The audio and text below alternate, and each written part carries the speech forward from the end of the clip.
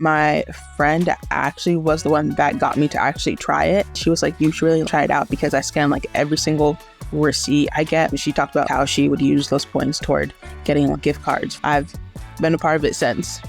Before I go grocery shopping or even if I run out to the store, I check to see if it's on the fetch list. When you open the app, it tells you how many points you get if you spend a certain amount or if you get this one thing. My fiance, he likes these Kodiak protein waffles. There's been a few promotions with NYX Cosmetics. I can connect my Amazon account.